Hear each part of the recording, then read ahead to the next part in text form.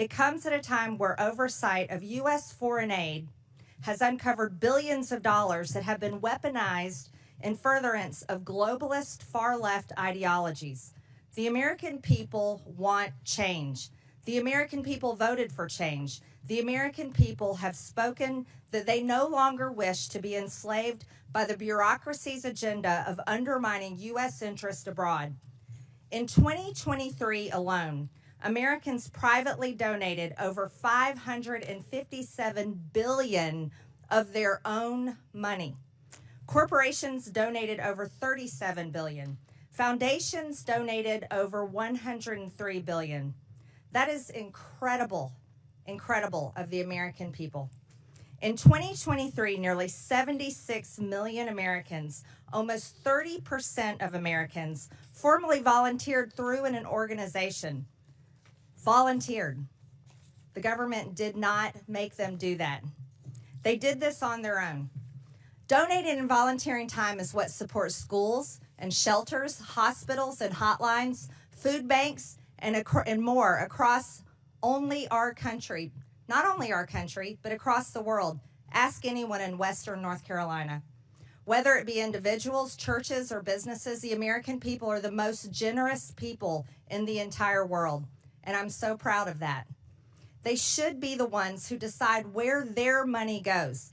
They can choose if they want to donate to a charity, a school, a church, or a nonprofit. They can choose if they want to privately donate to a transgender salon in Mumbai. They can choose if they want to privately donate to the British Broadcasting Corporation. They can choose if they want to privately donate to the Wuhan Institute of Virology through EcoHealth Alliance, or to electric vehicles in Vietnam, or to changing the national census in Bangladesh to be more gender inclusive. That is something they should be able to choose. That is something they should never be forced to do by our government. The Democrat-run USAID should not get to use our federal government, our U.S. taxpayer dollars, as their party piggy bank to push their radical agenda in countries that we have no business giving money to. 96% of all political contributions from USAID employees go to Democrat Party candidates or PACs. That's 96%. Not only is USAID giving $70,000 for a DEI musical in Ireland, or $50,000 for transgender opera in Colombia, or entrench their left-wing ideology across the globe, USAID has been transformed into an America Last foreign aid slush fund to prop up extremist groups, implement censorship campaigns, and interfere in foreign elections to force regime change around the world. That is the dark truth about USAID. That is the story the American people deserve to know. Not only was USAID never designed to be what it has morphed into, but these things should never have been funded in the first place. In fiscal year 2023, USAID dispersed roughly $44 billion of aid across 160 countries and regions around the world. During the 4 years of the Biden administration, 181 countries received approximately $240 billion in U.S. development aid, with Ukraine being the top recipient. Other top recipients include Ethiopia, Jordan, Israel, and Somalia. So after hundreds of billions of taxpayer dollars have been distributed throughout the world, has the world become safer? No. Has the world become more stable? No. Is the perception of the United States around the globe any better? No. But have some of the most anti-democratic principles like censorship and the canceling of elections been funded through USAID because of opposition to the ruling regimes? Yes. Has money through USAID been funneled to terrorists? Yes. Foreign aid from USAID to the UN, particularly the UN Relief and Works Agency for Palestinian refugees in the Near East, is directly funding Hamas terrorists. Humanitarian relief intended for the Afghan people was diverted to the Taliban. Money intended to support democracy is being used as a slush fund for liberal propaganda supporting terrorist, gender ideology, diversity, equity, and inclusion, climate activism, censorship, and regime change. Do you think this is what the American people think of when they think of foreign aid? Absolutely not. Taxpayer funds have literally been used to undermine U.S. interests and counter American foreign policy goals under the guise of foreign aid. This is unacceptable, and the American people agree. Thankfully, President Trump has taken action to address these issues. The election of President Trump was a clear mandate by the American people that they will no longer tolerate this. He is putting an end to the foreign aid slush fund, ensuring the hard-working American taxpayers' dollars are supporting America First policies and taking care of our own people at home. And we will do the same. With that, I now recognize Ranking Member Stansbury for the purpose of making an opening statement. All right, well, good morning, everyone, and welcome to the Elon Musk Chainsaw Massacre, except for this remake of a classic is terrible because it's hurting real people, and its lead character, Mr. Musk, hasn't shown up in front of this committee or Congress at all. We also, of course, call this the Subcommittee on Doge, or Project 2025, as we'll see here during the Q&A. So today, in this hearing on foreign aid, which the GOP has called, you're going to hear all kinds of wild conspiracy theories, accusations, and unfounded data. It's designed to confuse and provide cover for Donald Trump and Elon Musk in their reckless gutting of our foreign aid and our reordering under the Trump administration of international affairs. But before we dive into the details, I want to zoom out and provide some critical context here about why this is happening. So first of all, let's talk about what happened over the last 2 weeks as the administration took an abrupt about-face in international relations after 64 years of USAID and supporting our allies in Europe, turning its back on long-standing allies and now suddenly embracing and enabling U.S. foreign adversaries.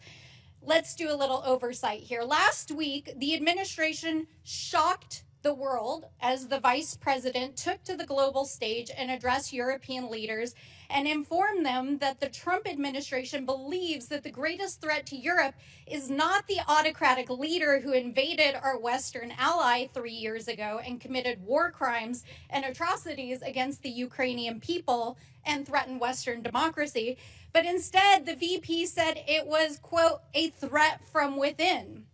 He then snubbed our German allies and in an unprecedented move, tacitly endorsed and then met with a far-right candidate from the German parliament who Elon Musk has spent months backing.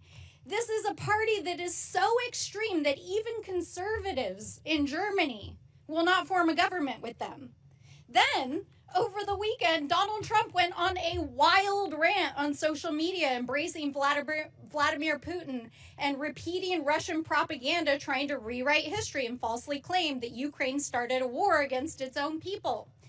Then, on Monday, Trump had the United States of America vote against Russia, vote with Russia, North Korea, and China as 4 of the only 8 countries in the world voting in the UN against a resolution supporting Ukraine and affirming Ukraine's sovereignty. When you think about what this means in the context of American history, it's truly astonishing. That same day, which was only 2 days ago, the administration announced that they would proceed with firing another 2,000 USAID workers, even as a court ruled that the administration's dismantling of the aid organization is illegal. And interestingly, one of the main opponents of USAID programs is Donald Trump's buddy, Vladimir Putin. Why? Because among the programs that the U.S. was funding before the funding was frozen was aid to Ukraine, including safe houses on the front lines, a free and open press to help keep people informed what was happening in the war, not to mention refugee resettlement in the United States. USAID was also engaged in democracy building in Eastern Europe and the Balkans, especially with the fall of the USSR. Of course, Mr. Putin didn't like that either. And these investments have been totally decimated over the last several weeks. Over the last 5 years, USAID has funded international aid to 212 countries around the world to promote international peace and security, to help maintain stability, and ensure that we are making good on America's promises. These investments are a fraction of the cost of weapons and defense, and the U.S. in the process is able to help promote national security, stop global pandemics, prevent hunger and mass migrations, and make the world and the United States a safer place.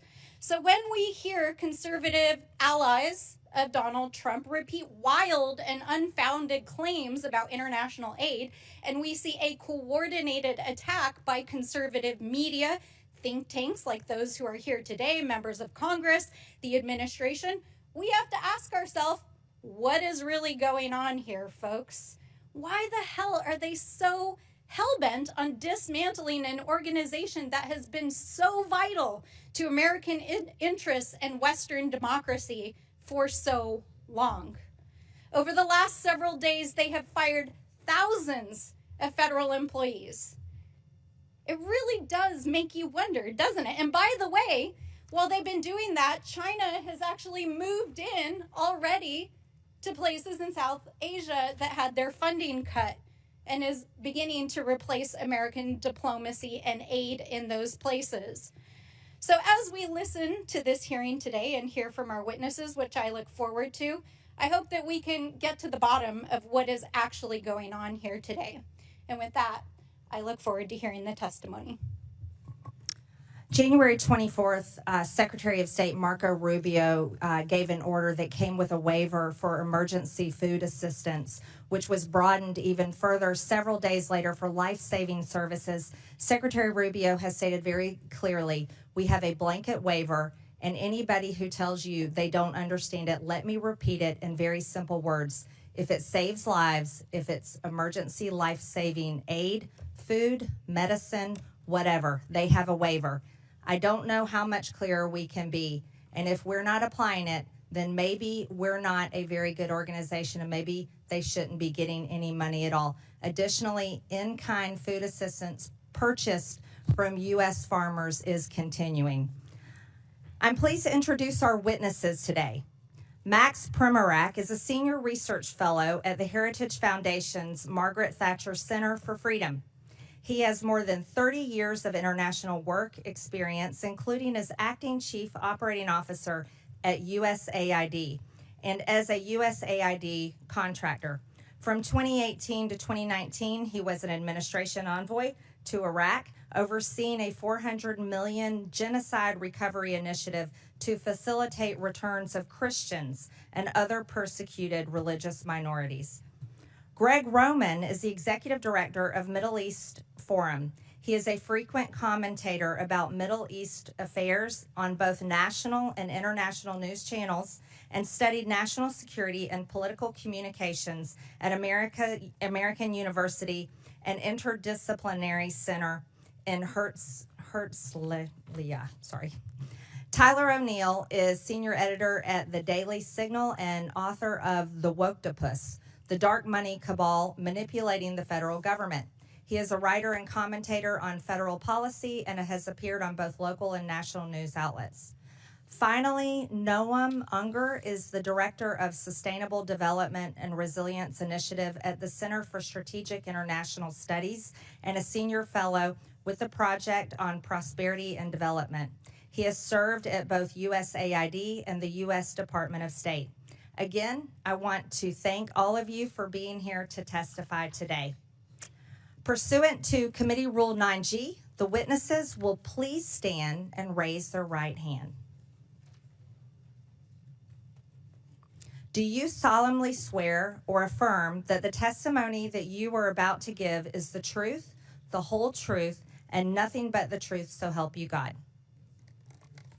Let the record show that the witnesses answered in the affirmative. Thank you. You may take a seat.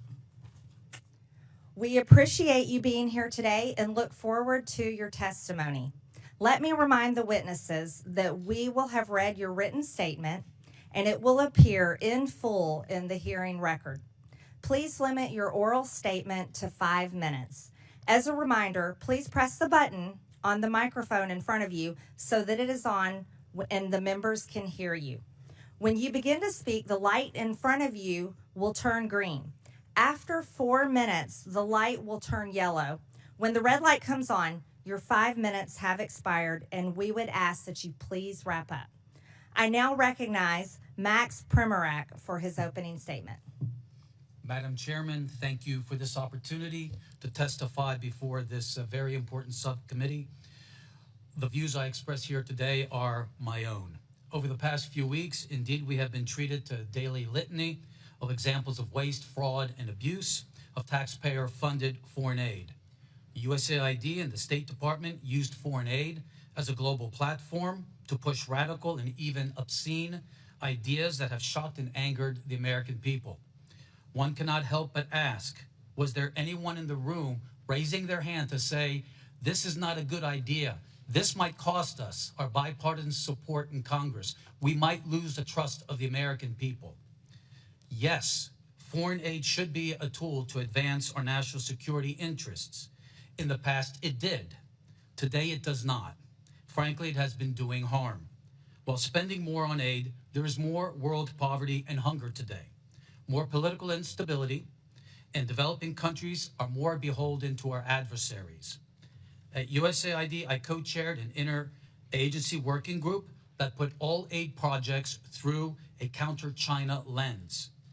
That was dismantled. Instead, the Biden administration wasted billions of dollars on a global green agenda that forced poor countries to rely on China for their energy needs. These countries sought more trade with and investment from the United States to bind our countries closer together. Instead, they got transgender, diversity, and abortion programs that have alienated billions of people. Despite what we hear in the media, there is no linkage between how we do aid and our national security. South Africa has received billions of American aid dollars, yet is China's main Africa partner. South Africa is the S in BRICS. It supports Hamas and Iran and opposes us at every turn at the United Nations. Last summer, Mozambique and Tanzania, other large aid recipients, conducted 2-week military exercises with the People's Liberation Army, expanding Communist China's power projection to the lip of our Atlantic Ocean. 19 of the top 20 USAID recipients are members of China's Belt and Road Initiative. While acting Chief Operating Officer at USAID, I approved strong vetting policies for our humanitarian assistance in countries swarming with terrorists. That too was ignored by the Biden administration. Vast sums of U.S. money have been diverted to fund terrorists in Gaza, Syria, Yemen, and Afghanistan. NGOs have been hit with heavy fines for violating our anti-terrorism financing laws. But closer scrutiny is warranted, for the problem is endemic in the aid culture. Last year, USAID launched its $45 million Global Civil Society program based on the social theories of an Italian Marxist. Literally, we have been funding radical NGOs around the world that oppose capitalism, democracy, NATO, and Christianity. None of this is counter-China. This is counter-America. Again, a resounding yes that foreign aid can be a powerful tool of diplomacy to promote freedom, prosperity, and peace in accordance with our national interest and our values, but not as an instrument of progressive imperialism. Regardless of which party controls the executive branch, aid officials must ensure that every single foreign aid program can pass the Middle America smell test on waste, fraud, and abuse. Aid decisions must always secure bipartisan support. There must be full transparency on who is being funded and what they're doing. not only for the members of Congress, but especially for the American people. The fiduciary failure of our aid officials over the past 4 years has done tremendous damage to foreign aid's credibility and America's standing in the world.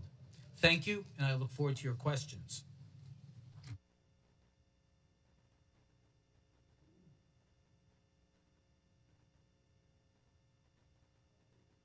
Thank you. I now recognize Greg Roman for his opening statement. Madam Chairman, ranking member, and distinguished members of this committee, thank you for the opportunity to speak today. My name is Greg Roman, Director of the Middle East Forum, and I'm here because there's a fox loose in the henhouse of our foreign aid system, a system intended to uplift lives abroad that instead has funneled millions of taxpayer dollars to radical and terrorist-linked organizations. If we don't fix these fences now, we risk fueling violence against our allies, our troops, and potentially ourselves.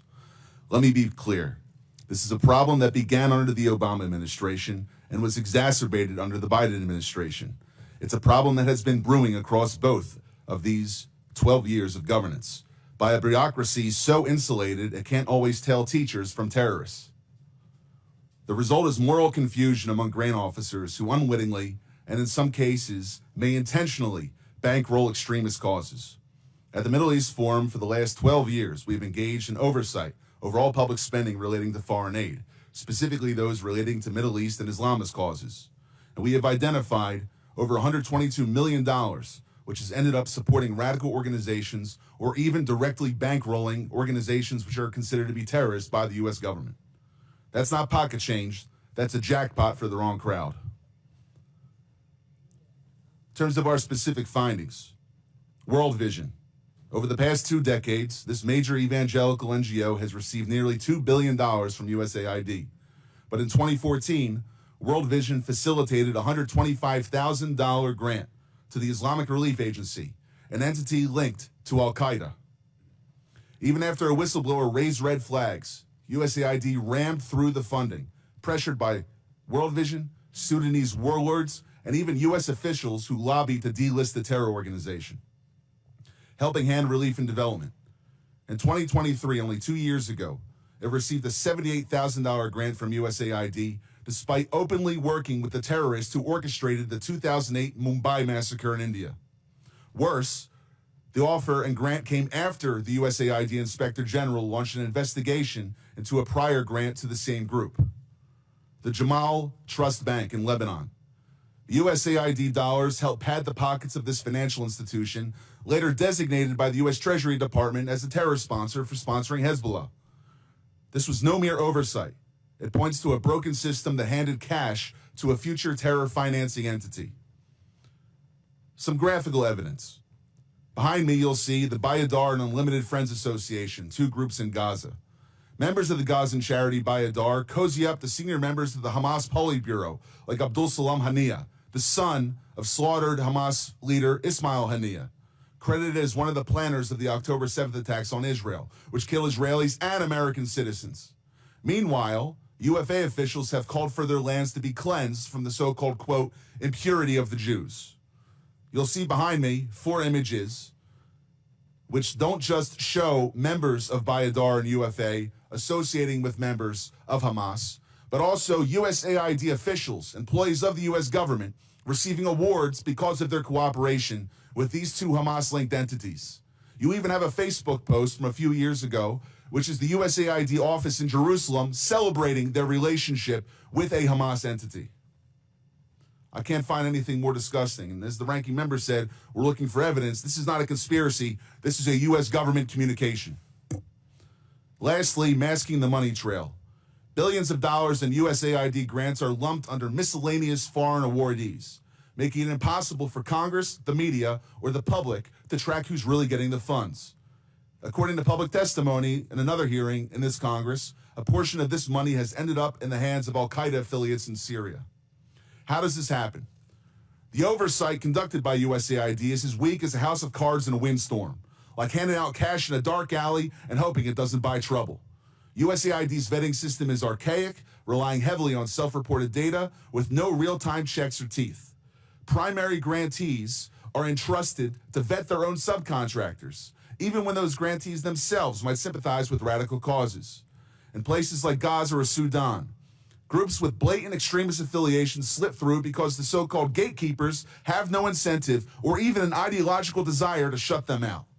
This isn't a glitch. It's a feature of a broken system. And here's the kicker. It's a problem caused by bureaucrats now threatening American interests at home and abroad. It's not just about fraud, waste, and abuse. This is a threat to American national security and potentially criminal, and this committee should take action to ensure that the Department of Justice acts on it and does everything in Congress's power to not just investigate, but refer criminal actions to the proper authorities. Thank you. Thank you, Mr. Roman. I now recognize Tyler O'Neill for his opening statement. Chairwoman Greene, members of the subcommittee, the last few weeks have featured revelation after revelation of how our tax dollars have been spent propping up radical left-wing causes across the world.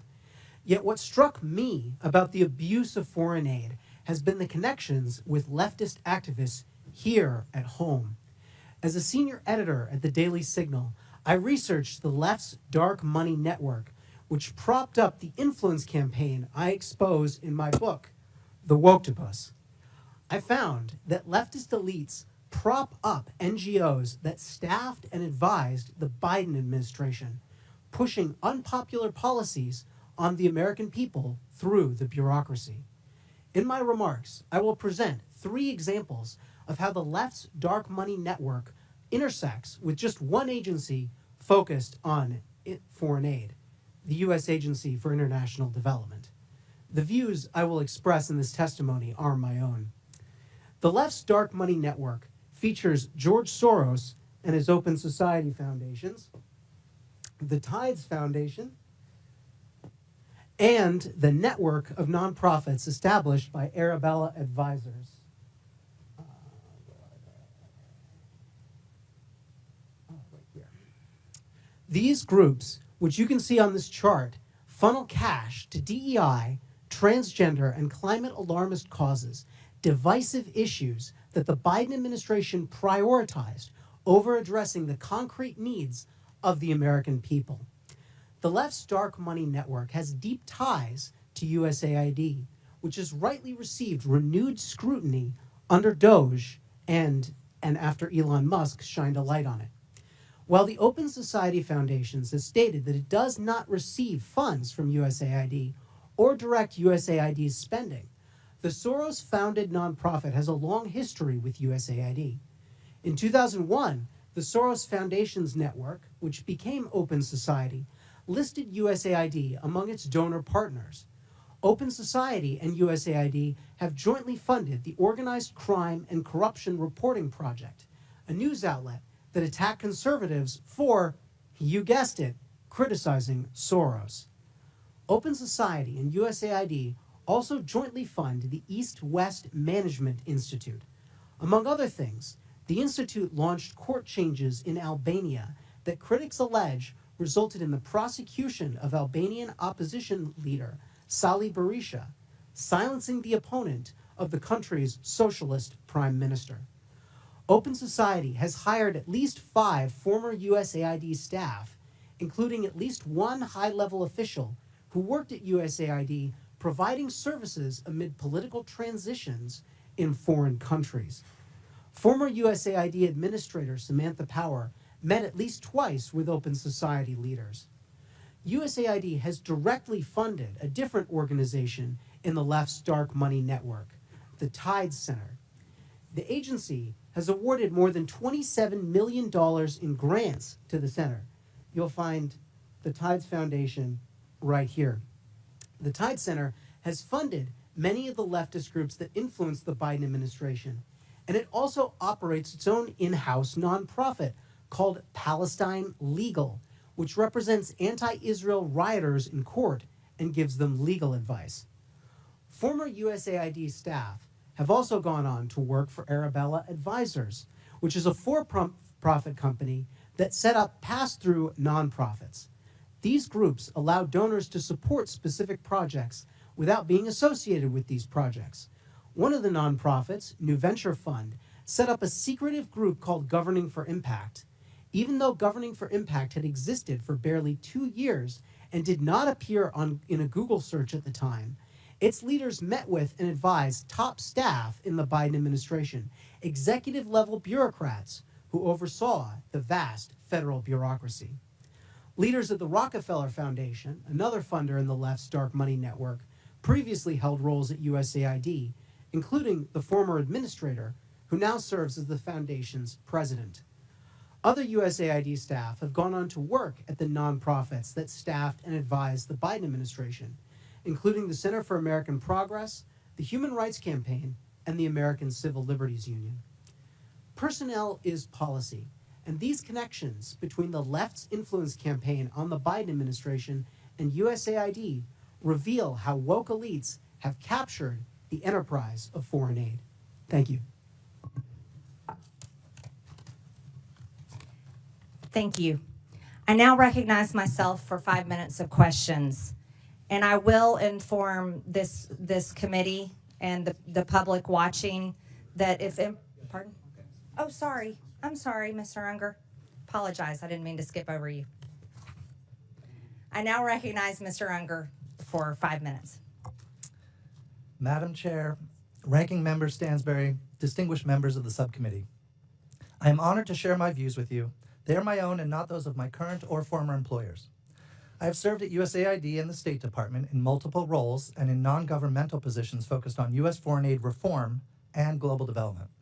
My government service took place during the administrations of Presidents George W. Bush, Barack Obama, and Donald Trump. Every U.S. administration since World War II has wanted to shape foreign aid in line with its goals. But strangling the system into extinction is akin to unilaterally disarming at a time of mounting geopolitical competition for partnerships globally. Throwing away our toolbox does not make us safer or well-positioned to influence the world. Our set of foreign aid tools reflects enlightened self-interest. With it, the U.S. countered communism and enhanced the education, farming productivity, and health of people around the world, while also saving lives. Our international AIDS and malaria programs have collectively saved more than 35 million lives over the past couple decades. U.S. assistance has also built partnerships and economic growth, so much so that 11 of America's 15 biggest trading partners were former recipients of U.S. foreign assistance. We are now in a period of renewed geostrategic competition.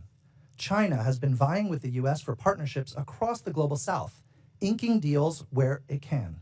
China can and will fill soft power voids left by the U.S. Other potential threats to our security are also connected to developing countries and fragile states. From the potential resurgence of ISIS in the Middle East to the spreading influence of Islamist militants and Russian mercenaries across the Sahel. On the eastern edge of Europe, Russian aggression may continue to grow unchecked, and in Colombia, the strife from neighboring Venezuela is spilling over to yield the worst violence in a generation. With that backdrop, the administration has abruptly and collectively disabled U.S. tools of foreign assistance.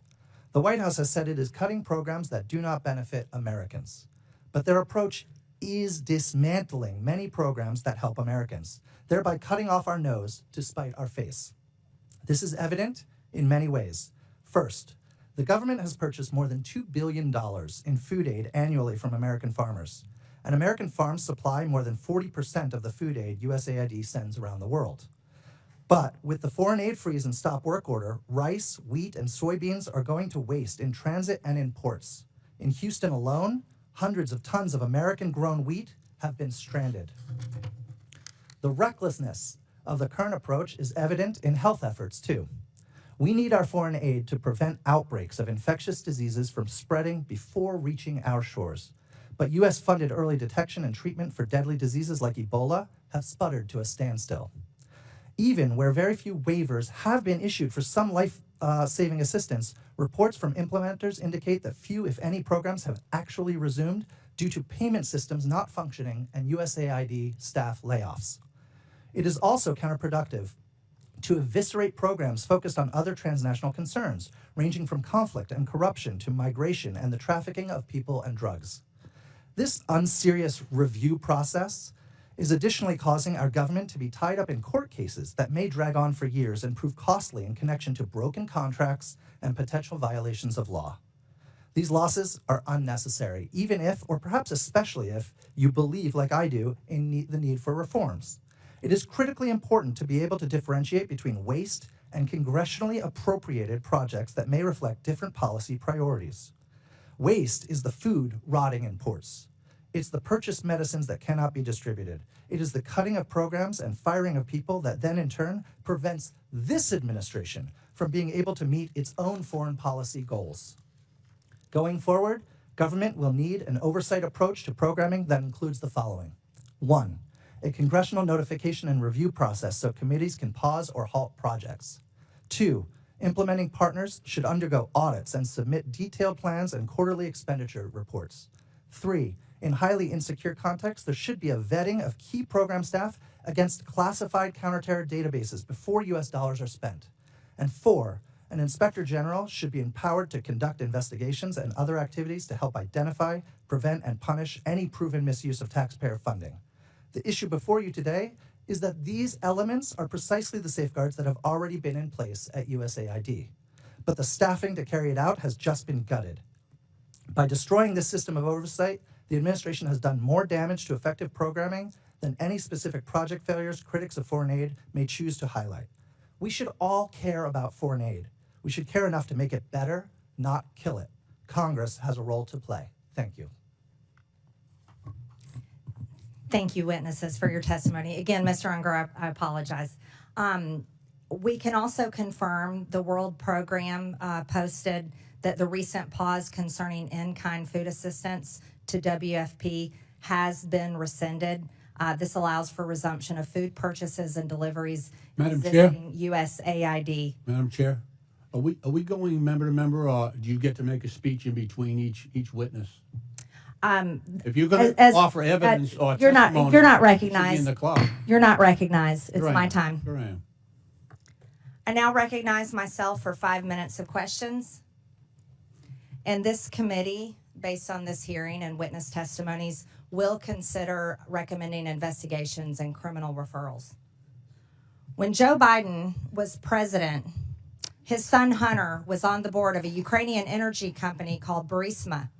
The prosecutor general of Ukraine at the time, Viktor Shokin, was investigating Burisma for corruption. Biden threatened, and is on video, to withhold $1 billion of USAID grant to Ukraine if Shokin wasn't fired. Mr. Primorak, is USAID supposed to be used as leverage by a president to protect his son? No, we call that corruption. Mr. Primorak, in your estimation, roughly what percentage of USAID funding is doled out to bad actors or to efforts that don't have the best interests of Americans in mind? I think what troubles me most is learning, I believe last year, following the hard work of the House Foreign Affairs Committee and Senator Joni Ernst, that USAID has been paying out over 50% to overhead charges. The Office of Inspector General of USAID criticized the agency for not knowing the overhead charges being handed out to all of these actors for $142 billion of disbursements. That is extremely troubling. Yes. Mr. Primorak, Samantha Power, Biden's USAID administrator, openly spoke about her agency's efforts to promote democracy around the world. In your estimation, Mr. Primorak, is that what she was doing? If not, what was USAID doing during the Biden administration? Let me cite the Holy Father, Pope Francis, who accused USAID and other donors of promoting ideological colonization, pushing a radical ideology onto the developing world that is anti-family and anti-life. It has been asserted that USAID spent tens of millions of American taxpayer dollars to promote propaganda in Brazil in the lead up to the Bolsonaro-Lula election in 2022. It has been claimed that this funding was used to pass censorship laws and silence Bolsonaro's online presence, and even bar him from running for office in the future. Mr. Primorak, can you offer any insight into these allegations, or at least comment on whether the U.S. should play a role in toppling democratic processes around the world? I think what we saw was USAID weaponized by the Biden administration and by Samantha Power to attack any party that was conservative. It just didn't happen in Brazil. It also happened, for instance, in very pro-America, Poland and Hungary as well. One of the most extensive examples of regime change operations fueled by USAID is that of their role in the Syrian civil war aimed at toppling Bashar al-Assad. Reports from DD Geopolitics and other sources estimate that USAID funneled over $15 billion into Syria over a decade, covertly funding opposition groups, mercenaries, and anti-government networks under the cover of humanitarian aid. This included support for militant factions and propaganda efforts, often in collaboration with the National Endowment for Democracy. The operation culminated in Assad's overthrow in 2024 by Western-backed groups, with USAID's financial trails documented in congressional budget reports and criticized by Syrian officials as interference masked as assistance.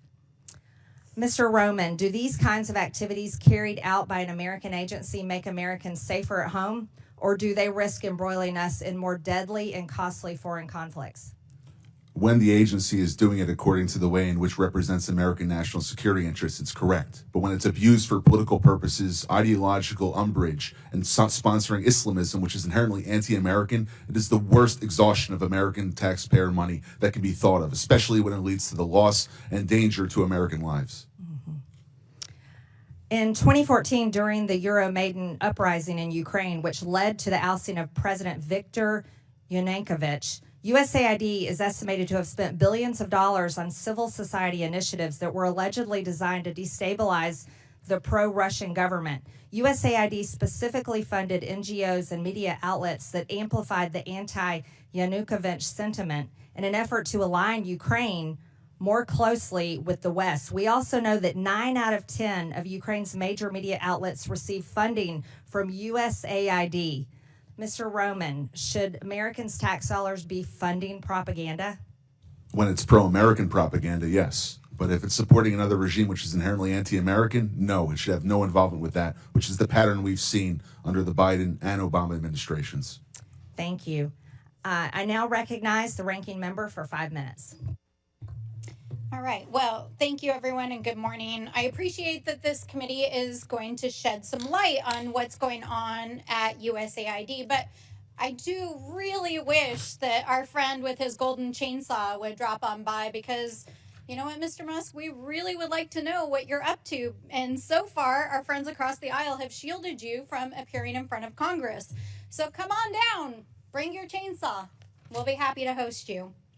Let's dive into some of our questions with the witnesses here. Mr. Primorak, I appreciate your federal service. Thank you for serving as a Fed. I hope that you do not share some of the same sentiments we've heard here in Congress over the last several days, that our federal workers are somehow enemies of the state, but in fact are selfless, dedicated individuals who serve our federal government and dedicate their life to this work. And I understand that you were the author of the USAID chapter, Project 2025. Is that correct? Yes, that is correct. And I was intrigued to read it last night because there was a number of things that I agreed with, both in your testimony and in the chapter. In fact, some of the things that I agreed about are that U.S. foreign aid is a powerful tool, that it should align with national security interests, that we should not be empowering foreign adversaries. And I, too, am also deeply concerned about autocratic regimes like our adversaries in China, who are aggressively investing in soft power at the expense of the United States. And I also agree strongly with all the witnesses that we need reforms to our foreign aid, that we need more oversight, vetting, auditing, and inspection of what is going on. However, and I recognize that, Mr. Primorak, you didn't really touch on this in your oral testimony here today. I was surprised that in Project 2025 and some of your other statements, that one of the primary areas that you really have disagreed with the foreign aid that has happened under other administrations is in the areas specifically of climate change, LGBTQ rights issues, and promoting diversity and DEI. Is that correct? Yes. Yes. And although you did not testify as much today here about these issues, I want to just make sure you do believe in climate change, correct? Climate change, sure. Yes. Climate changes all the time. I'm a big reader of history. Yes. You can see throughout the millennia. Absolutely. And you understand that right now our allies in the Pacific who are on the front lines in pushing back against Chinese authoritarianism are requesting climate assistance from the United States because they are facing some of the most extreme impacts of climate change, correct? According to USAID Just document, a yes or no, sir. You there's been a understand drop that of about our 99% Pacific allies, right? of people killed by climate change. 99% drop. Sir, the So it's not question is, radicalism, do it's good you infrastructure. understand that our Pacific allies, who we have defense agreements and compacts with, are asking the United States for climate assistance as for the exchange to provide a place for the United States, for example, to push back against Chinese authoritarianism? You understand that, correct? Yes, under Trump, Yes. we were Okay, helping so those that is islands. why we are involved in providing financial assistance and foreign aid around climate change, in addition to the fact that it is a global threat. Now, I understand that you also, and I'm not even going to use the language here because I very much disagree with it, but I just want to ask, you agree that LGBTQ people exist and have human rights, right? Absolutely, we were doing that under Trump 1. And you also agree that our governments and our institutions should look like and reflect the people that they represent, especially overseas? It's part of being able to actually engage with foreign governments, correct? If we want to do counter China, there's nothing more that has I'm alienated asking billions you a of very people than pushing straightforward an question. ideology that they resent. Okay. Well, I see that you're not interested in engaging in the conversation. And while we can agree to disagree, I'll take this as a difference in values, maybe worldview. But I just want to point out here that this perfectly aligns with what the Trump administration is doing in trying to gut programs around diversity, equity, inclusion, supporting LGBTQ rights and human rights overseas, and climate change, and helping our allies overseas. And this is not waste, fraud, and abuse. This is a different worldview. You can't just call something waste, fraud, and abuse because you disagree with it. Now, Mr. O'Neill, it's nice to see you here again. Oh, I am out of time, and I will circle back. Thank you. I now recognize the gentleman from Texas, Mr. Cloud, for 5 minutes. Thank you, Chairwoman, and I appreciate you holding this hearing. I appreciate you witnesses for being here. It's been astonishing to watch. We already knew that there was a tremendous amount of waste, fraud, and abuse in our federal government, but to watch over the last few weeks as the extent and egregiousness of it has been revealed. I have said a number of times how aggravating it is that this government is forcing the American people to pay for the demise of their own country. We've seen this a number of times, especially in how foreign aid is treated. And much of this funding, we're realizing now, as Mr. O'Neill has pointed out, we're uncovering is the world's largest money laundering scheme in history.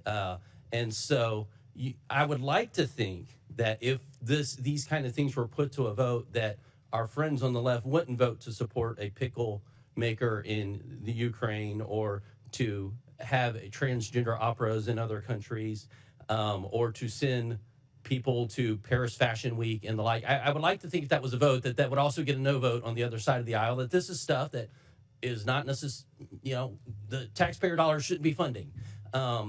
But you got to wonder about the vitriol you see when these things come uncovered to protect these things. Now, definitely the border trafficking institution that was set up, the complete industry, the censorship apparatus, those are examples where we really saw that these taxpayer dollar funds were going to these NGOs that were purely leftist organizations that were turning out voters and getting all this, basically being a campaign front at taxpayer expense.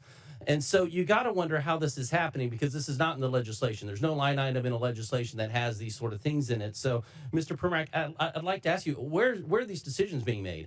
Who's making the decisions about where these dollars go? This is a combination of cooperation between the Congress and the White House. I can tell you that during my tenure at USAID, everything that we did had strong bipartisan support. Unfortunately, when President Biden came in, but it's someone in an agency somewhere. Is that right? Making the decision at a how's that decision made? Who's making that decision? Like that is before the check goes out, who's pushing the button that says send this check? It starts with the administrator, goes down to the bureau level and the office level. But in the end, contract officers have to make sure at the Office of Acquisition Procurement that these are following U.S. laws and the policies of the president. Contract officers. Now, are these people elected? We hear a lot about elected officials making these, certain decisions. There's no one at USAID that is elected. So, yeah, so the people sending money are not elected officials. Okay, just wanted to clarify that. One of the issues we've had is trying to track this dollars once it goes out to bring accountability to it.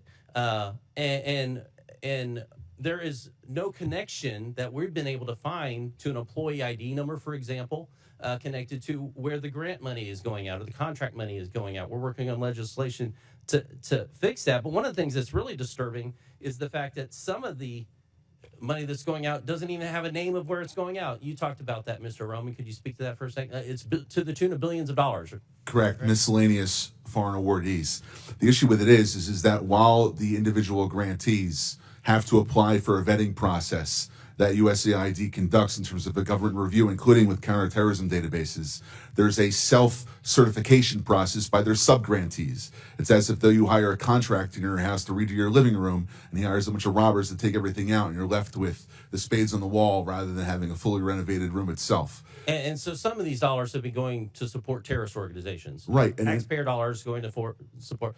Now, what would happen if we found a business that was funneling money to the Taliban? They would be indicted. They would be charged, go before trial, and go to jail for a 20-year sentence for money laundering or for material support for terrorism. So this is one of those cases where it's only legal if the government's doing it? Right. In the opening chairman's remarks, she was saying that this is about fraud, waste, and abuse, and if it was anyone else, it's as if though a private citizen can't do this, but if a U.S. government agency or bureaucrat wants to give money to a terror organization, it's okay. Yeah, I find that atrocious. I think the American people do too. Mr. Perback, I want to touch on one thing because I've talked to ambassadors across the world, and you hear this. We'd like to align ourselves with the United States.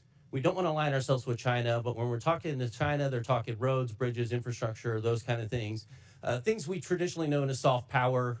But right now, when they're talking to the United States, what they've gotten from our State Department over the last few years is social reengineering. Many of them have come to say, our nation espouses Judeo-Christian values. They don't. And even as I talk to pastors across our country who are working to send millions into missionaries, their eyes in Christian universities to understand the fact that our State Department is actually sending billions to counteract those ideals. Could you speak to that? You can quickly answer, and we have to move on. I've spoken to many foreign African officials, for example, when they're meeting with Mr. Blinken, they were ready to talk counter-genocide. Instead, they got to social reengineering. Okay. I now recognize the gentleman from Massachusetts, Mr. Lynch, for 5 minutes. Thank you, Madam Chair. First of all, I want to thank the witnesses for helping the committee with its work.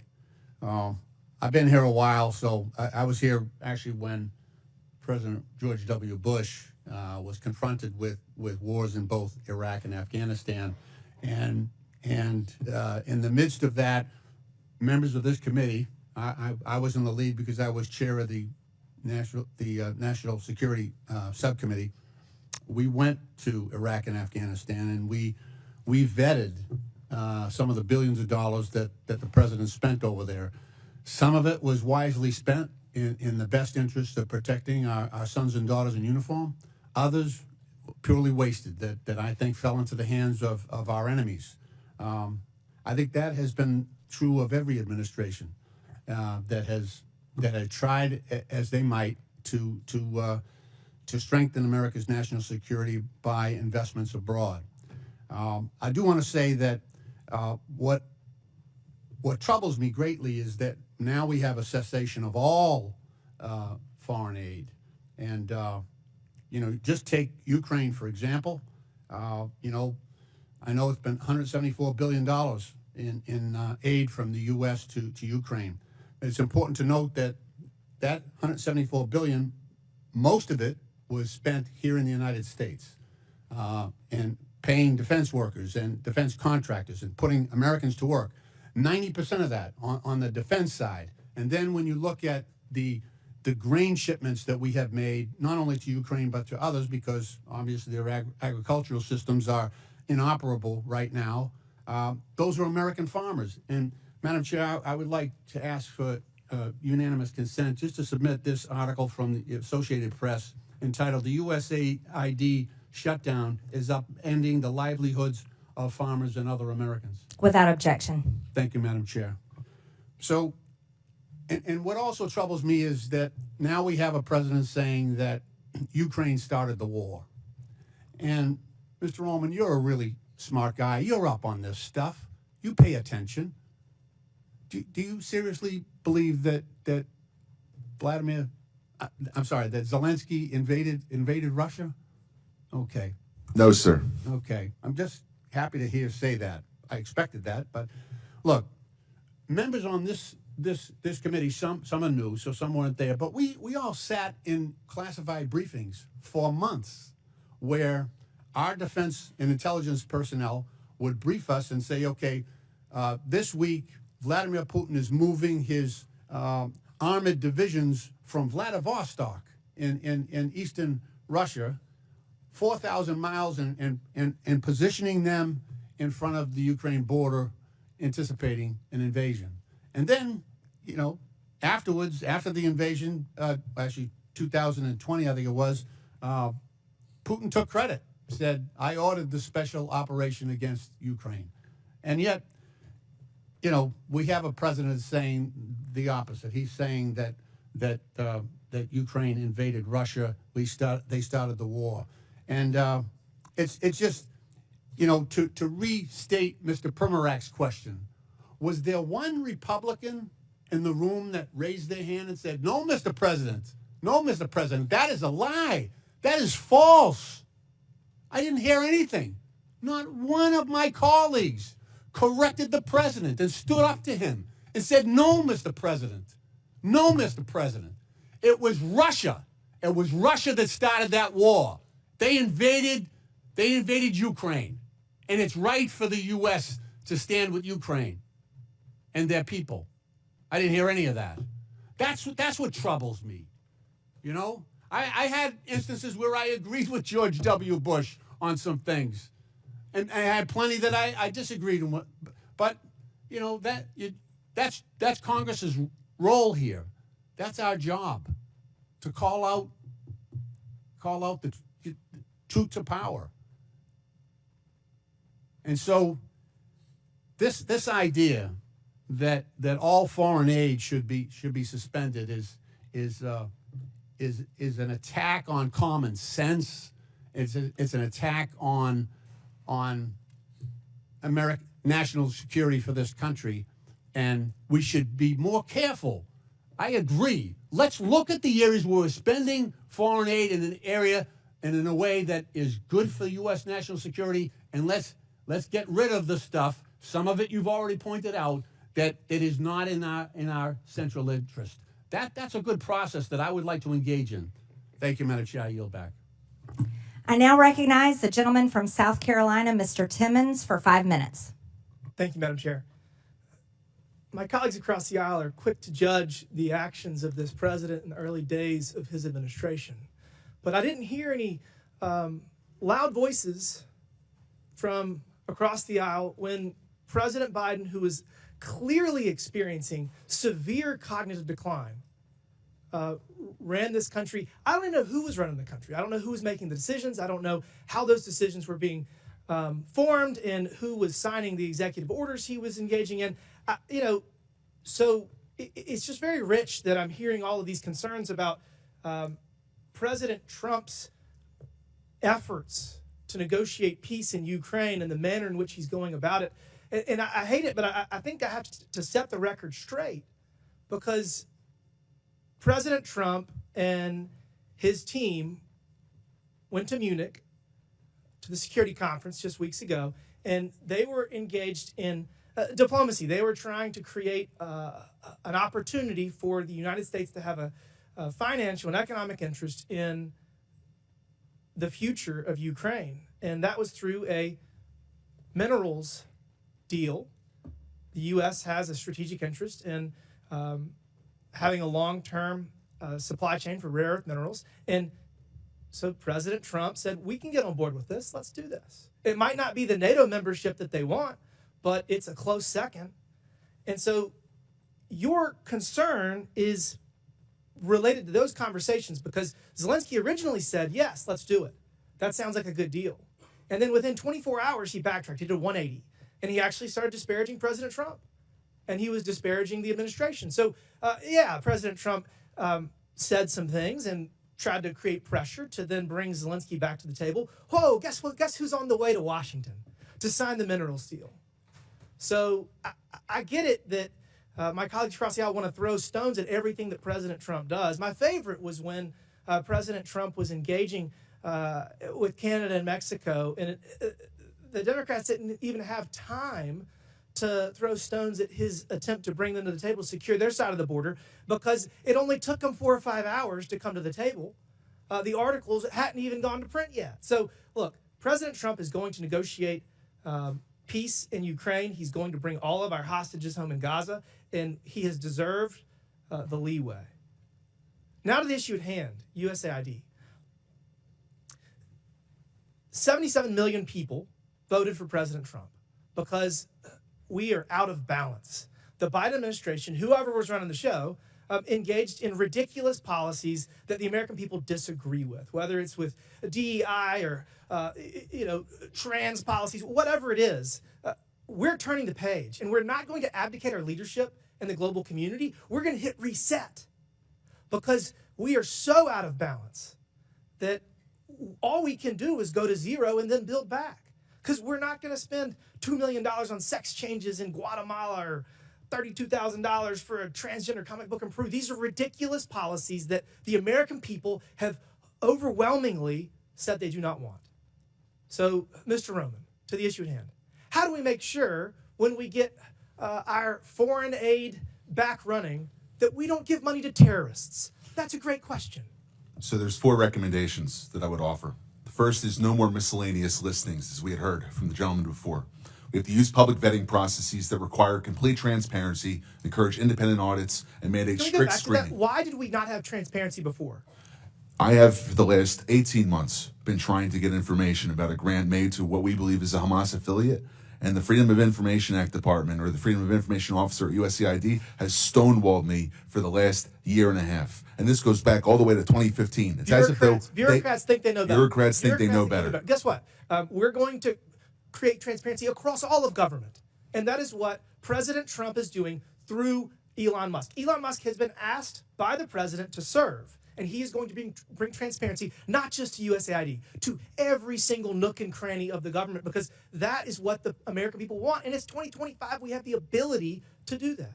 Mr. Roman, continue. What else can we do to make sure? I'll go quick. I know we're limited. Stronger accountability mechanisms, clawback provisions, stiff penalties for misuse, criminal investigations if you go towards the terrorism financing. The State Department, under Secretary Rubio's review, must have a roadmap for better oversight. And lastly, the legislature must give teeth to its funding bills. We have to be able to have robust penalties, transparency mandates, and real-time oversight tools, rather than waiting 3 years to get reports from contractors when they've already committed the violation past the statute of limitations. I'm out of time. We all know sunlight is the best disinfectant, and that's the path forward.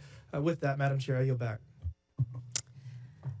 Thank you. A member of the public audience made an obscene gesture. It was caught on camera to a member of Congress. I would like to remind everyone in the hearing room to follow the rules of decorum. Capitol Police will now remove the offender, and I expect members of the audience to maintain decorum.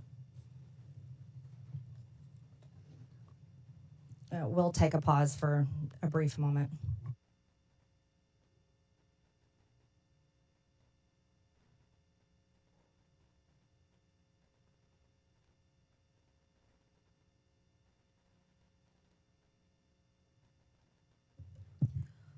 Point of order or a point of clarification, Madam Chair.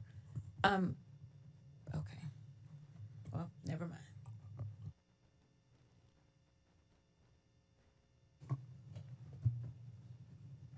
Do you have a parliamentary inquiry? No. Okay. I'm okay now. Okay. I now recognize the gentleman from California, Mr. Garcia, for 5 minutes. Okay, well, thank you to our ranking member, our chairwoman, and I want to thank our witnesses for also for being here today. Thank you all for joining us. So this is obviously our second hearing on Doge, and certainly as Elon Musk and Donald Trump work together to destroy our federal agencies. Now, a lot has happened in just the last few weeks since Doge has been off rating the federal agencies that we care so much about. We know that FAA staff have been fired, making our airspace less safe. Veterans Affairs staff have been fired, risking services for our vets. Food safety and health staff have been fired as we face a bird flu pandemic. And all of our agencies have been thrown into chaos by Elon Musk's emails demanding, of course, that federal workers respond to what they're doing in the last week, which he's now had to, of course, retract. Now, we're here today to discuss Elon's attack on foreign aid, which has been severe. And I want to also bring, again, this is a pic of co-president Elon Musk, who, of course, is leading Doge. And I brought this pic, of course, to our last hearing. And I know some folks were upset by it. But just to be clear, we know that Elon Musk is dangerous, he's incompetent, he's chaotic, and he's killing programs that we rely on. We know that he's helping to push through massive cuts to Medicaid that could rip healthcare away from millions. He's pushing tax cuts that will benefit him and his billionaire friends. And he is causing real harm to federal workers. Now, some of Mr. Musk's most damaging actions have actually been towards USAID, which we're discussing today. Over 14,000 adults and 1,500 infants have now been estimated to have possibly died because of the Trump administration's attack on AIDS treatment programs that are actually ongoing, as we know. They're hurting real people and damaging our national security. Now, if you look at this chart and you look at all spending in the government, and you want to look at foreign aid, of course, of which USAID is a part of, it's less than 1% of our total budget. USAID spends around $40 billion per year. Around $40 billion per year of this entire federal budget. Meanwhile, other parts of the budget, including, for example, the Defense Department, spend almost 16% of all federal spending in fiscal year 2025. In fact, about half of other discretionary spending in this chart. Now, the Department of Defense is the only agency to never pass an audit. USAID actually passes audits all the time. And yet we're attacking the one agency that actually is able to pass an audit while we leave untouched the agency, of course, that can't even pass an audit. Last year, the Department of Defense failed to account for 63% of its assets. Trillions of dollars worth of equipment haven't been properly documented. And it's not just their failure to pass an audit. I want to just quickly ask about some key programs that are over budget and behind schedule.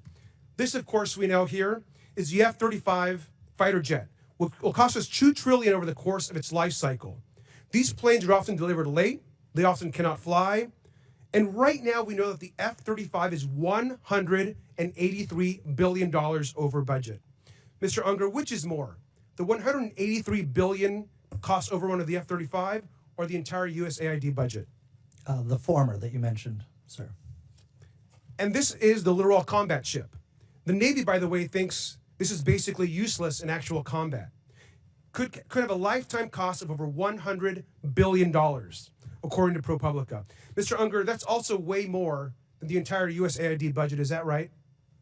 Yes, way more. Thank you. And I also want to just ask you about the Central Intercontinental Ballistic Missile Program, which has seen its costs soar over 81% during its program cycle. It costs $141 billion with cost overruns and soaring program cost. Mr. Unger, you know what I'm going to ask you, but is $141 billion more than the entire USAID budget? Absolutely. Mr. Unger, Elon Musk and his companies have received about almost $40 billion in government contracts, loans, subsidies, and tax credits. That amount, that roughly $40 billion, is basically enough to run USAID for an entire year. Is that correct, Mr. Unger? That is correct for USAID's budget and the programs that it manages. The majority isn't talking about Elon Musk programs or asking them here to testify. They're attacking USAID and are supporting a billionaire who gets richer every single day. We got to push back every single time. And with that, I yield back. I now recognize the gentleman from Tennessee, Mr. Burchett, for 5 minutes. Thank you, Chair Lady. Mr. Roman, are you aware that we are sending $40 million a week to the Taliban? Yes, sir. Can you name other instances of foreign aid going to terrorist organizations? We have assisted al-Shabaab in Somalia. There's been instances of the Hamzi network in Sudan, Hamas, Islamic Jihad, Hezbollah, Kataib al-Hezbollah, Hayat Tahrir al-Shams in Syria. Dozens of terror organizations have received indirect assistance from U.S. foreign aid. Could you elaborate a little bit on the mechanisms in place that are to stop foreign aid from going to terrorist groups, and why are they not working if we have any in place? Sure. And I would note that these are, you notice these are terrorist weaponry. You see some AKs, SKSs, some snipers, some clips, some clip carriers probably made in China, and I believe these are small landmines here beside right there. Let's use Gaza as our case study. $2.1 billion in American taxpayers' money to Gaza since October 7th when Hamas invaded southern Israel. USAID money was going in terms of an emergency use authorization to try to go to parties that USAID formerly had a relationship with in the Gaza Strip. They had to have been vetted by OFAC. They should have been vetted against the special designated terror list from the State Department and from other Treasury organizations. Waivers were granted because they said that there was an emergency use to have that money come in to Gaza, thereby jettisoning the usual typical screening procedures. As a result, 90% of aid that was going from the United States by way of its agents in Gaza ended up in Hamas-controlled areas. And this is ridiculous. Essentially, what the U.S. assistance to Gaza did was underwrite the ability for Hamas to survive until the ceasefire was just passed a few weeks ago. There was no strategic thought for it, and there was no screening. Seems like the emergency might have been armed terrorists to kill civilians. Would that be accurate? That's accurate, and even more than that, Samantha Powers, the administrator for USAID, was intent on having Israel not be able to defend itself.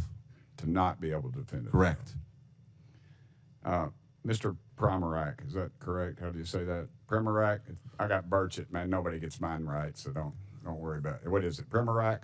Perfect. All right, thanks, brother. How did terrorists exploit our foreign aid loopholes? Well, we have a lot of our international. Can you pull your mic up? I'm sorry. Can you hear me? Yes, sir.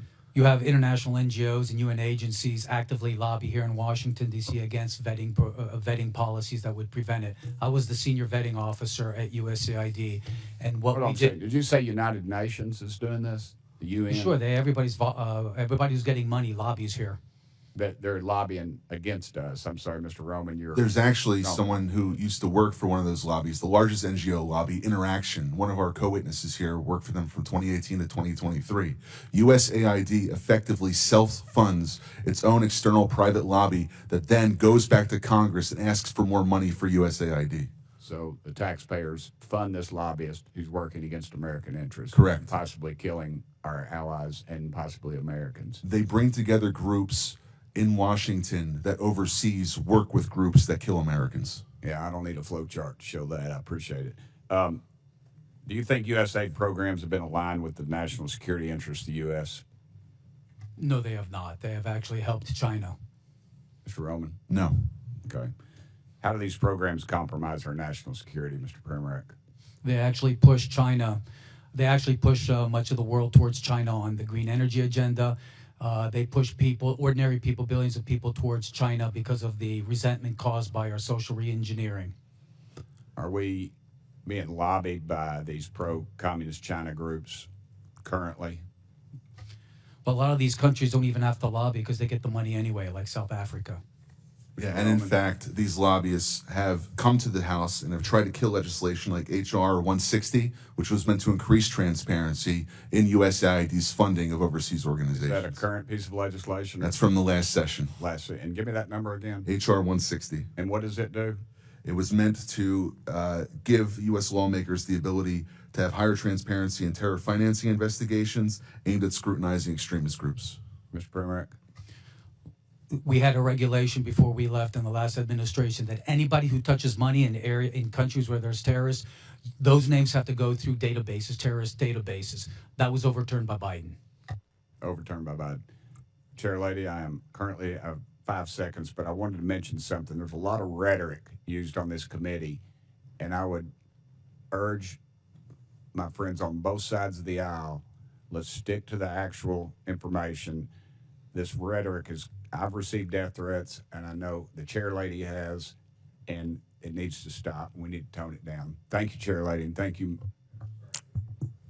Thank you, Mr. Burchett. Madam Chairwoman, I'd like to ask for unanimous consent to enter a few items into the record relating to the waivers that have been provided by the Secretary. And because Mr. Burchett just went now, there is some reporting, and perhaps he's in the room if he'd like to respond, Madam Chair. In this reporting, it says that Representative Burchett told a reporter that he has a real problem with a report that 2 Doge employees blocked PEPFAR funding that should have been granted a waiver by the Secretary, and said that if it was a mistake, they should have been fired.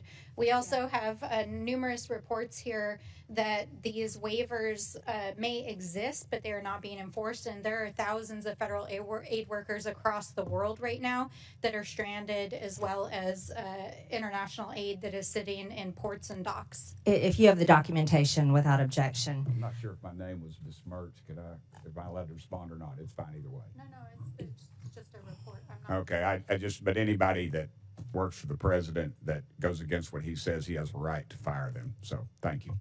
Absolutely. I now recognize the gentleman from Texas, Mr. Kassar, for 5 minutes.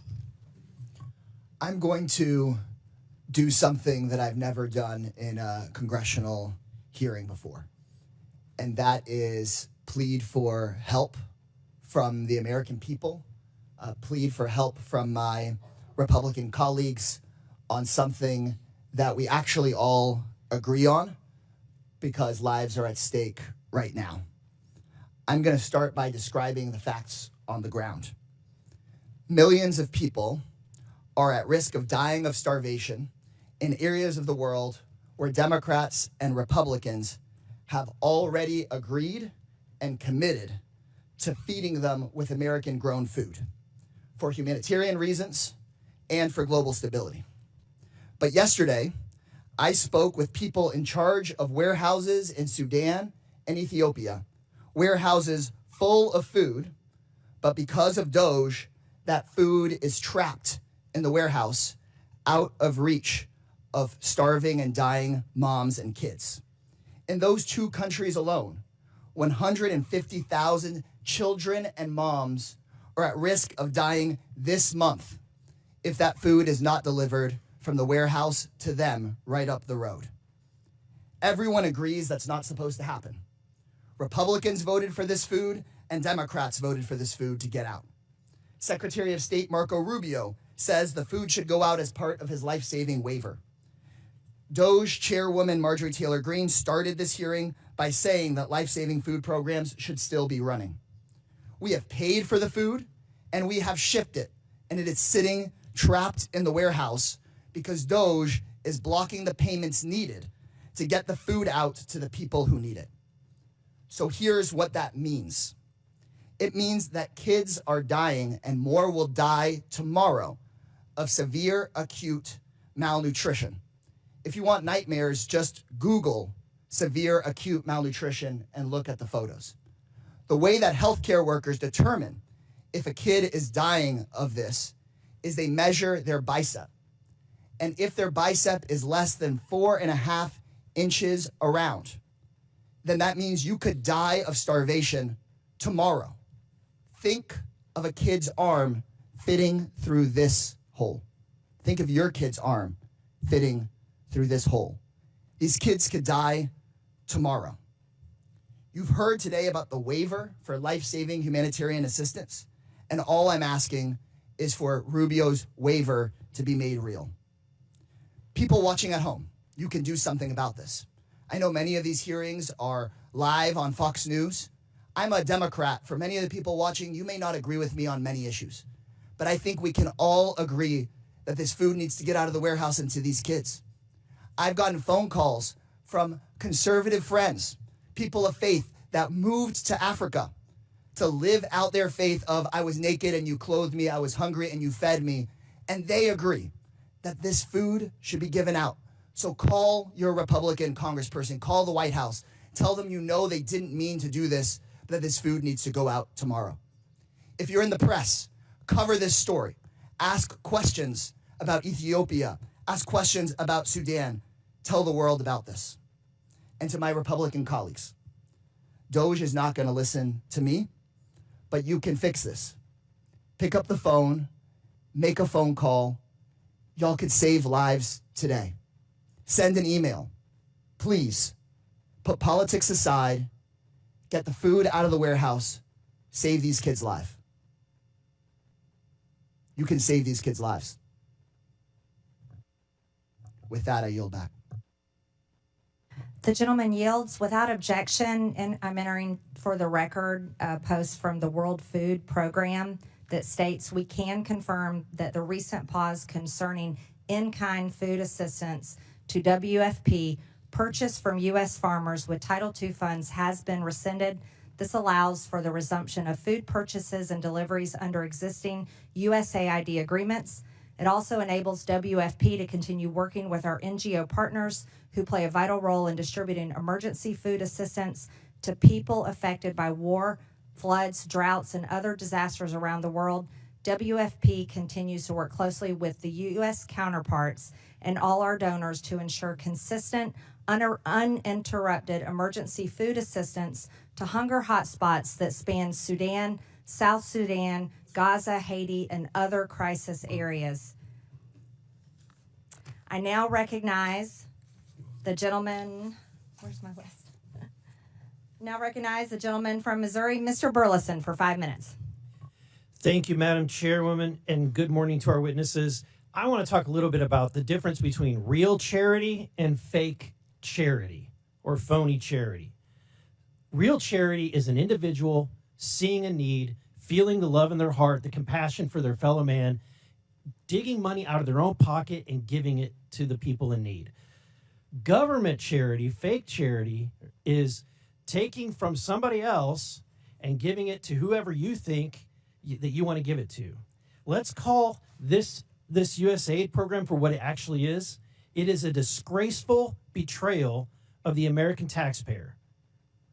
It's all under the guise of being charity, but for years, the Democrats have turned USAID into their personal slush fund, funneling billions of our hard-earned tax dollars into a cesspool of left-wing propaganda, all masquerading under the guise of charitable aid. And what did we get for it? Not stronger allies, not safer borders, and hardly a dime's worth for the American interest. No, we got absurdity for it. Taxpayer cash bankrolling climate activism, DEI, that are frequently at odds with the values and the needs of the countries that we're supposedly aiding. This isn't aid. It's a shakedown of our taxpayers, courtesy of the left-wing bureaucracy working with dark money networks that Mr. O'Neill described so eloquently earlier. Now, I have a question for Mr. Roman. As Doge has recently brought to the forefront, USAID has often used American tax dollars to push leftist ideology abroad. One of these areas is exporting radical renewable energy agenda, which I believe is not only not in the best interest of the U.S., but it's also detrimental to the very countries that the aid is supposed to be helping, subsidized by anti-competitive energy policy. Can you touch on the impact that this policy has? Without being a meteorologist or climatologist or geologist, I can't necessarily speak about energy, but I can speak more largely about the sponsorship of agendas which are anathema to American interests abroad.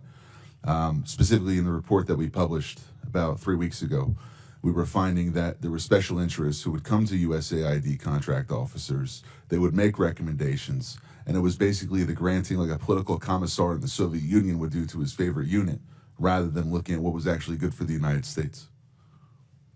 Thank you. Mr. Pimarak,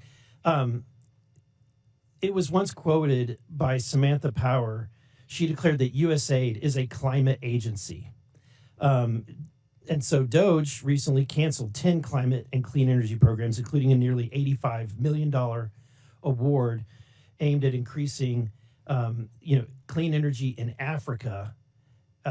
Also, a $18.7 million program for electric vehicles to be adopted in Nepal. My question to you is USAID a climate agency? They wasted a lot of money on it. I can't think of any other agenda that has caused as much poverty and hunger as the climate agenda. For example, the higher energy costs hits the poor the hardest. For poor farmers in Africa that have to rely on natural gas-based fertilizers, it became too expensive, so crop yields just plummeted. And these countries at the same time were prevented from developing their own fossil fuel industries in which they could generate the income to finance their own social services. Thank you. And my last question has to do with the promotion of values outside of the values of the United States and Western culture. As a member of Congress, I've had diplomats from other countries come meet with me in my office and beg us to stop using the aid that we're sending to their country as a leverage point to force them into doing things that their countries find abhorrent. One of those is the promotion of abortion. USAID is being used to push ideologies, including abortion ideology, across the globe. In fact, during the Biden administration, one of his first actions was to sign a memorandum reinstituting the foreign aid to abortion programs. But Mr. O'Neill, that jeopardized the same funding that was supposed to be helping people with AIDS. Yeah, we've seen throughout the Biden administration the impact of these far-left organizations propped up by the left's dark money network, pushing a host of causes, particularly on abortion. I have a big chapter talking about the prosecution of pro-life protesters. Thank you. I yield back. I now recognize the gentlelady from Texas, Ms. Crockett, for 5 minutes. Thank you, Madam Chair. I just want to see if we can level set, because I don't know if people truly understand the point of USAID. First of all, can I just ask you really quickly, each of you, yes or no? Do you believe that soft power matters? Yes or no, Mr. Unger? Yes. Yes. Yes. Absolutely. Okay, so for the American people, because I don't know that there's been a conversation about soft power, but soft power is basically our way of building diplomacy around the world. And so how we build that diplomacy probably looks different in every different administration. But the issue that I have right now is that some would argue that we've taken a butcher knife where we need a scalpel, or others would just say that we are throwing out the baby with the bathwater. But either way, we are not accomplishing our goal, because as it's been laid out, we have people that have gone hungry, we have people that have died. So let me try to make sure that people understand what it is that soft power is, which is building diplomacy. The next part of that I want you to understand, those of you that are watching, is that as members of Congress, we do have congressional oversight to the extent that we actually travel the world. We go, we sit down with world leaders, we talk to them about the programs that we have, we talk to them about trade. We also have an opportunity to go and visit and talk and see exactly how our dollars are being spent. And if you are a good member of Congress, you do that. And I do want to tell you about an experience in Africa, but I got to get through these other remarks. So if I have a chance, I'm going to tell you why I believe in this with my whole heart. We all know that my Republican colleagues have a weird fetish with dictators or wannabe dictators. So it should not come as a surprise that they're here attacking global democracy programs. For 6 decades, USAID has been vital in reducing global poverty and hunger, helping to resolve health threats like the Ebola outbreak, which reached Dallas, where I represent, in 2014, and countering regional threats from Russia and China. Not only is pro-Putin President Trump threatening economic warfare against our closest allies and partners, he's blaming Ukraine for Russia's invasion, threatening military force against Greenland, and starting tariff wars with Canada and Mexico. He's also defying a court order to release billions of dollars in U.S. foreign aid. This committee should be providing providing oversight of the executive branch's illegal impoundment of federal funds. But we're here today so that the chairwoman can peddle new conspiracy theories about U.S. foreign aid. The dismantling of USAID is just another part of the Republicans' chaotic foreign policy and pro-dictator agenda. Republicans are turning their backs on American farmers who provide nearly half of USAID's global food assistance. I'm going to stop here really quickly. Because I think what happens is that when the American people hear that we're sending out money, they believe that we're just dropping bags of money places. And that's not what we do. But let me tell you, China does. China does. Because I've sat down and I've talked to people, and one of the reasons that we are behind China is because they have argued that there is no red tape. And China is like gangsters. Like, think about the biggest, baddest guy offering you money when you want it, like a loan shark, right? And then when they come back to get their money, they want your firstborn, your secondborn, and everybody else. That is who China is. But a lot of people that are desperate for money, they go for that because in America, we're going to say, no. We're going to take care of our farmers. We're going to make sure that our farmers are the ones that are giving you the food. We're going to make sure that if you want arms, those arms are going to come from us. So I want people to understand we don't just go with black bags and drop off bags of money like that. It's not that simple. But I want to get to a couple of questions because I know I'm running out of time. Mr. Unger, the chairwoman stated that, quote, the federal government has been sending billions after billions of dollars to push left-wing ideology, fund radical extremist groups, and usurp the will of the people abroad and here at home. Is saving 20 million lives through the president's emergency plan for AIDS relief, or PEPFAR, part of some left-wing ideology?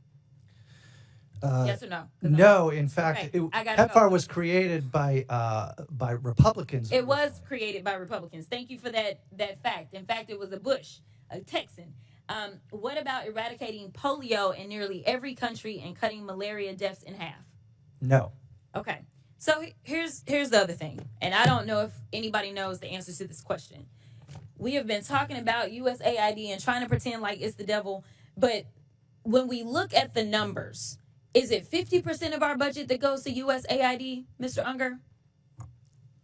Yes or no? The money that goes to AID is less than 1 cent if all of the federal budget is $1. Thank you. It is less than 1% of our budget. So we are focusing on less than 1% instead of the other 99%. I need the American people to wake up and recognize and start asking questions about these other areas, such as the gentlelady's time has expired. I now recognize the gentleman from Georgia, Mr. Jack, for 5 minutes.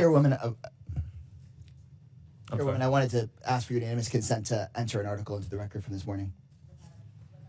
It is an article from the Washington Post this morning titled, Judge Orders Trump Administration to Pay Millions in USAID Funds that the UN World Food Program is owed more than $820 million in funds, from just this morning. Without objection, so ordered. Mr. Jack? Well, thank you, Madam Chairwoman, and I want to commend you for holding hearings, trying to ensure that the taxpayer dollars is held accountable.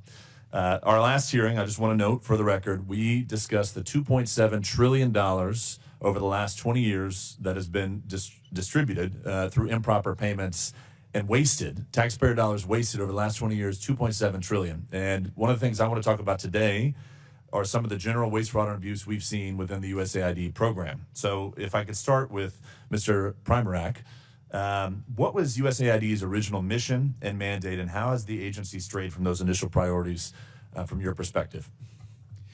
It was started in the 1960s to combat Soviet imperialism, communist imperialism, and it did a good job. It responded to a lot of natural disasters, did a good job, helped to integrate former Warsaw Pact countries as allies of the United States, did a good job during the Clinton administration, but especially afterwards in the Obama administration, and it went full scale under the Biden administration, started pushing a social reengineering agenda. And if I can speak to that for a moment, what would you say are the main deficiencies in USAID's vetting and oversight process that has led to this waste, fraud, and abuse?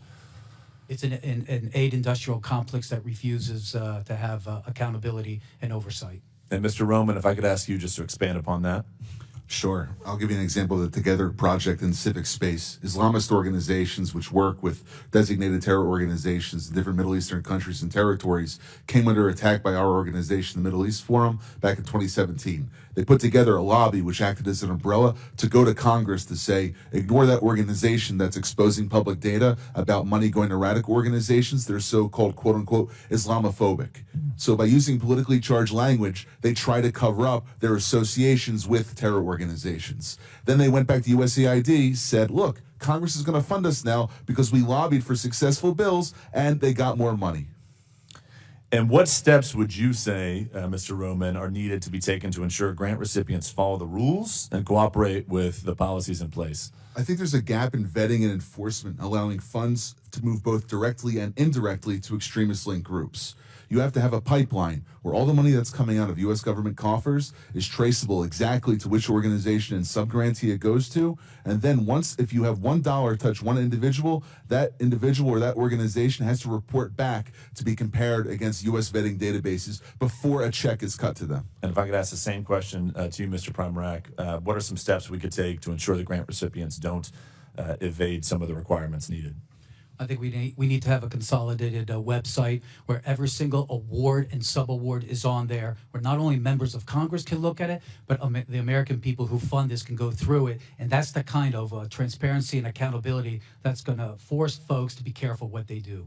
And if I can just ask, we'll go back to Mr. Roman. I really appreciated that example.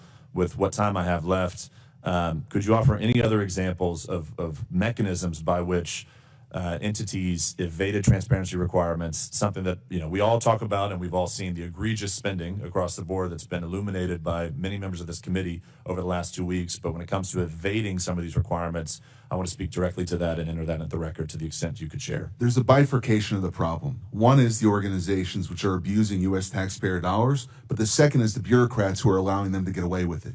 Sometimes because they're not looking and being blind to the issue. Other times because they're intentionally pursuing an ideological agenda that Congress didn't appropriate or authorize. You have to direct funding to have individuals that are getting money to be able to authorize that money, and the reports on the grants that they make after the funding period is over should also be publicly available rather than just how much money was spent. In addition to that, there is many other individuals and partnerships that go beyond USAID. For instance, foundations supporting extremists, persistent lapses in sanctions